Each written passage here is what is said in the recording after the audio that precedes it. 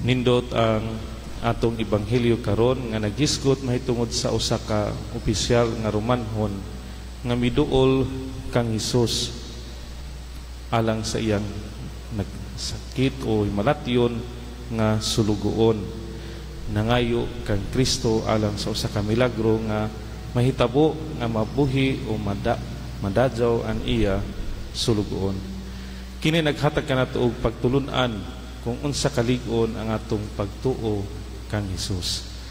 Kini kinahanglan nga aduna kitay hugot nga pagtuo nga lig-on ug lawom nga dili kita magduha-duha sa pagpangayo ug tabang kaniya.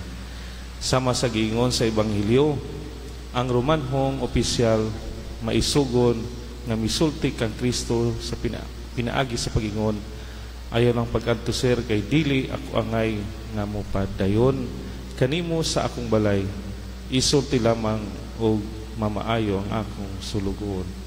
Pinaagi niini si Kristo mitubag, sultihan ko kamo nga wala ako makakitag pagtuo dinhi sa Israel sama sa kadako niini ug ang iyang ulipon o sulugoon na ayo.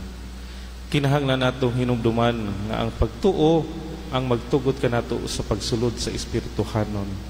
Makahimo kini kanato sa pagdawat sa tabang gikan sa Dios ug magdala kanato sa pag-ambit sa kaalam ug gahom sa Dios. Hinumdumi katong makapadasig nga mga pulong ni Kristo.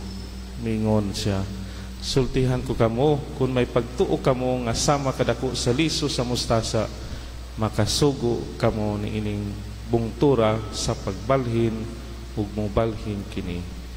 Pinaagi sa pagtuo walay dili mahimo ninyo. Parehas unta kita sa Romanhong opisyal ato sab iset aside ang atong mga titulo, atong posisyon, atong social status aron sa pagpangayo og tabang sa Ginoo nga mas gamhanan pa kaysa atoa o kaysa uban. Nga si Kristo lamang mao ang makaluwas. Siya lamang ang makatubag sa atong mga panginahanglan tungod kay siya man ang tuburan sa kinabuhi. Dugang na pagtulunan nga atong makatunan sa ebanghelyo sama sa Romanhong opisyal nga iyang gitabangan ang iyang sulugoon. Kita pod sa atong panimalay o gitrabahuan, aduna pod kitay mga kauban, kaabag o nagtrabaho sa atoa. Ato pod unta sila itrato nga adunay concern ug pagtagad. Ato pod sila dalhon ngadto kang Hesus pinaagi sa pag-imbitar sa misa, pag-apil sa mga kalihukan diha sa atong simbahan, pinaagi sa atong mga pulong ug buhat.